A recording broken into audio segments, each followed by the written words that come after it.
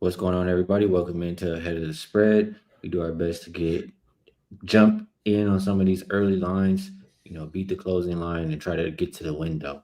So we do always start any show I'm on by being transparent. And today I had three bets. I should have just had one, honestly, Vino.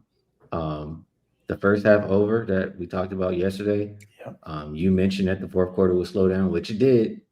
Um, I bet the first half over and I bet the full game over. Both of them got there.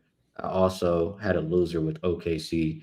Um, Talked about Denver's depth, but today some of those guys got more minutes and then they Yeah. stepped up. Strother stepped up. So 2-1 is profit.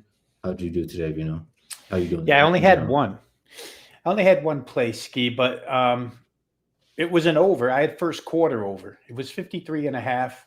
I Nice. just, we talked last night about a lot of different things. And one of the things that I know I had mentioned was I was afraid that shots might start to fall at some point in this series because they were still getting an enormous amount of potential points, just weren't making shots. And tonight, like you say, couple of key reserves, including Julian Strother, who had 8 points in a very short stretch and played really well. But Denver made shots early and often, found their way to 50, 57, 59 first quarter points. It was a pretty easy cover. So that was where I ended it. It's another win. It's part of a 6-2 stretch, short term NBA. And now I had these numbers a minute ago. I forget. I'll have to go look them up again. But it's been a really, really good run the last 2 months, somewhere in the vicinity of plus 60 units all sports. So it's been good. Good stuff on that. And for anybody who joined on our deal yesterday, sounds like a profitable day. Sounds like 3-1 overall. So good stuff there. All right, let's get to today. And I'm sorry, you guys, I can't pull up the odds screen just because I have technical difficulties right now, but we'll talk about it. Boston and New York opened up 208.5 as a total. It is up to about 210 consensus, and the spread hasn't really moved. New York opened as a 2.5 point favorite, and it's still sitting right there. As far as who's available, I mean, we already know about Tatum. I think we have to keep mentioning that. Nobody else on the injury report for Boston. Achua is game time decision for New York. Boston, they showed they still have some fight. I mean, heart of the champion, right? Porzingis, he didn't look so good. They said that he couldn't really breathe, but Cornette stepped up when he was out there, and he was a big part of them winning that game. Jalen Brown, maybe looking a little bit like last championship Jalen Brown, and if they play like that, I mean, they obviously have a chance to win any game. The Knicks here at the house have to be feeling a lot of pressure, um, but I do think they're capable of winning. I'm curious. I'm gonna pass it to you here, Vino. Are you thinking that the home team is the right team to be favored, or do you think Boston without Tatum should be the right side? Well, you know what, Ski? I really came to a conclusion here without an awful lot of deep thought. Sometimes your first initial reaction is the right one, and it's best to just take it and get out of Dodge and roll with it. But to me, I feel like Boston just played their desperation game. It's doubtful, at least in my mind, that they can repeat what they did in game five. Some of the numbers, real quick, that folks probably already know, but 44 of 84 from the floor, 52.4% shooting. That's outrageously good. 22 threes, 49 attempts. That's usually what they're accustomed to, 49 attempts, but the 22 makes for 44%. They got outscored at the free throw line by 15 in that game and still won convincingly. But I just don't know that they come up with that effort again. Just going down the list here, as you mentioned, Luke Cornett, Peyton Pritchard, you probably expect to step up a little bit in this role. They did get the benefit of Sam Hauser back. He made a couple of clutch threes. All this has to travel on the road into a pretty frenzied environment Friday night in the Garden. I think the Knicks probably view this as their closeout game. Obviously, if they don't get it, they get to have a shot at a game seven. But I think the Knicks want to get the job done here. And they're probably in pretty good position too. When you read the injury report, and you did mention this, I mean, obviously Tatum, we don't have to talk about it anymore, but they might as well list Porzingis as an injury. He can't do anything out there. Hasn't been able to do anything for 2 series now. The illness is strange. They can't really figure it out. Like you said, he found it tough to even breathe on the court last game. So now you're without Tatum. Now you're without Porzingis. Now you're on the road. You played a miraculous game in Game 5. I just don't know that that's going to repeat itself for the Knicks. Guys like OG Anunoby, who had been playing well, goes 1 for 12 at home. You'd expect a little bit of a bounce back there. In retrospect, Skee, I probably should have been on Boston in the previous game. I mean, when I watched it play out, we've seen so many 7-game playoff series in all sports kind of play like this.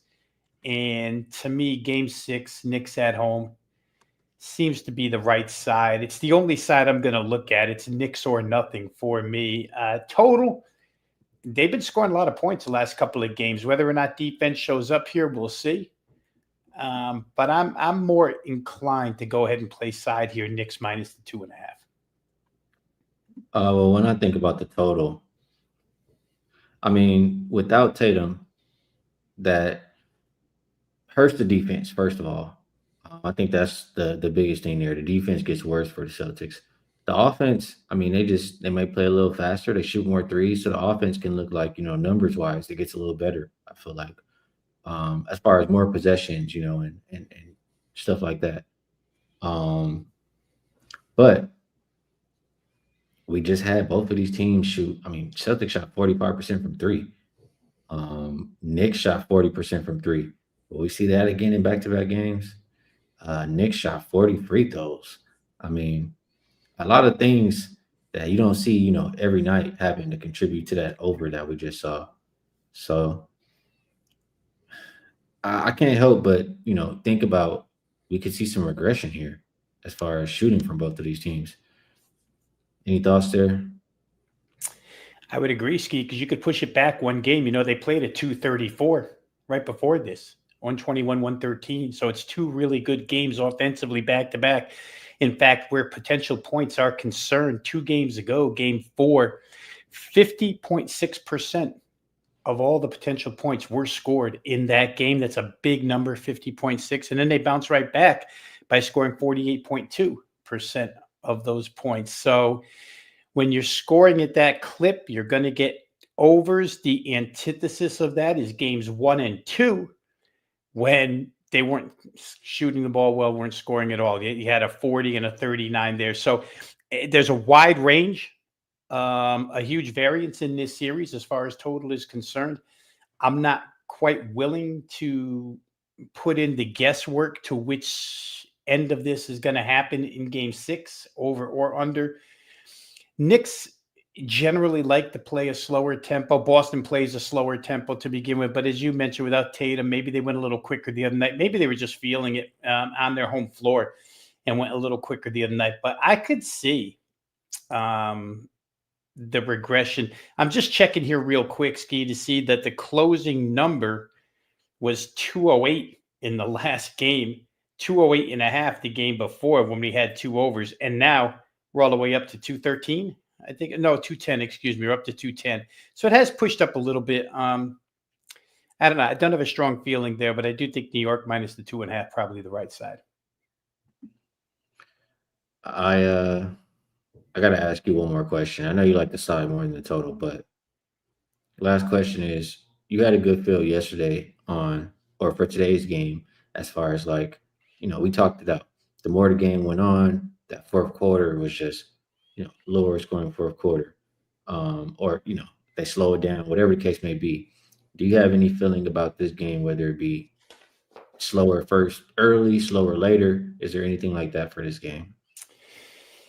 My inclination, Ski, is that defense would show up early on the part of the Knicks. I just think the energy level, when you get blown out the way they did, and then you come back home, and that blowout was in a closeout game. And, the New York area is hearing nothing but Knicks haven't closed out a series since 1999, 26 years since they've been able to close out a series. So to me, this group led by Jalen Brunson has a little bit of resilience. I think the energy level will be really, really good coming out of the shoot tomorrow. I'm probably going to talk myself into Knicks first quarter here, to tell you the truth. The more I keep talking about this game, they're a half a point favorite in at a couple of outlets tomorrow, which means just win the first quarter by one. They're a 1 point favorite in others. I see a well-renowned bettors outlet at Pick'em. So my feeling is the Knicks will come out quick. I think that the defense, especially the wing defense, because they got shot on, they gave up 22 threes. Bridges, Anunoby, Josh Hart, those three guys are there to defend the wings. And I think they'll take it to, no pun intended, but they'll take it to heart what happened to them in the game before. So for me, probably, you know what? Now I just keep talking myself into more, maybe a Boston team total under as well. I'd have to look up real quick here and see what their game team total is while we speak. It's 103.5. That's probably a little too low for me to bet against, but I think that Knicks defense will be prevalent here. Let's put it that way. All right. So I like to hear that. I'll do a little bit more work, but I think we did a good job breaking down this game for the late night ahead of the spread show. Um, Vino talked about the side. He talked about the total. I mean, we talked about it all. So we'll move it on over. Dang, I forgot to put this up there. I got to do better here, Vino. They're a one-man production crew. Yeah, nighttime is just us, man. But you can see my profile there, Vino's profile there, and also, I mean, let's go ahead and knock this out. I believe we have it here. So, like we talked about in the beginning of the show, they do have this special up for both of us. If you want to give us a shot for 3 days, you can get both of our plays. It's $69 there. Um, And today we went 3-1.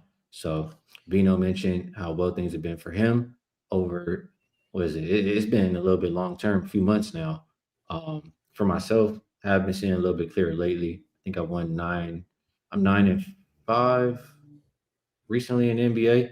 So picking it up there. And then yeah, I'm also keeping my eye out for some tennis. It's really a WTA final, Paulini and Coco that I might get involved with. So Vino, he said he has UFL that he does, as well as NBA, and then WNBA starts tomorrow. So, also on that note, if you guys want more Vino, if you guys want to hear about the WNBA games, you can come check us out on my channel. Just type in Skee Profit, you'll find it. And if you guys want to see us do stuff like this more, if you guys maybe want to see it earlier in the day, let us know. And maybe it can happen here on Wager Talk. So, appreciate you guys, everybody, for supporting the show. I see a lot of usual suspects in the chat. My bad, I wasn't interacting as much today, but I do appreciate you guys. So good luck on all your wagers. And until next time, we'll see you.